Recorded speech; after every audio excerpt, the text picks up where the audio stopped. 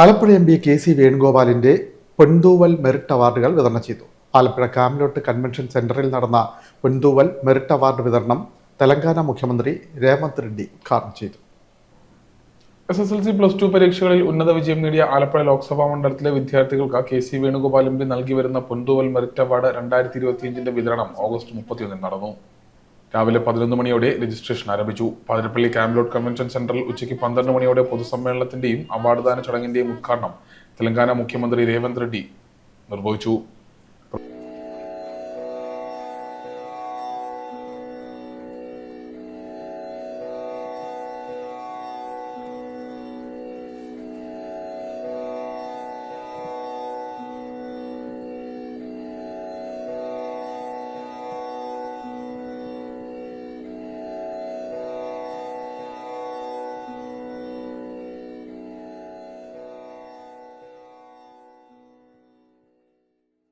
Shri K.C. Venugopal ji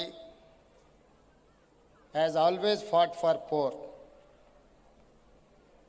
He has started his political career as a Kerala student union at the age of 15 years. From there, he has reached Delhi. Now, he is dictating terms in Government of India as a PSC chairman. This is what his success and his hard work.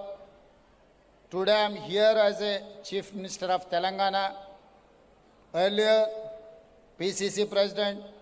Before that, I was working President of Telangana State. All this journey with support of Mr. K.C. Venugopal ji.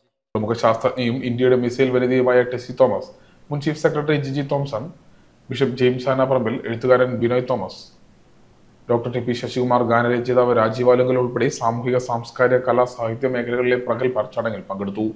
Aroor, Cherthala, Alappuzha, Ambalappuzha assembly മണ്ഡലങ്ങളിലെ സ്കൂളുകളിൽ നിന്നുള്ള കുട്ടികൾക്കായാണ് ആദ്യഘട്ടത്തിൽ നടന്ന ചടങ്ങിൽ അവാർഡുകൾ നൽകിയത്.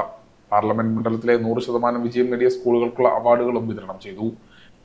മിടുക്കരായ കുട്ടികൾക്ക് പഠനത്തിന് പ്രോത്സാഹനം നൽകുന്നതിന്റെ ഭാഗമായി കെ സി വേണുഗോപാൽ MLA ആയിരിക്കെ 2006 മുതൽ ആരംഭിച്ച പദ്ധതിയാണ് പൊൻതൂവൽ.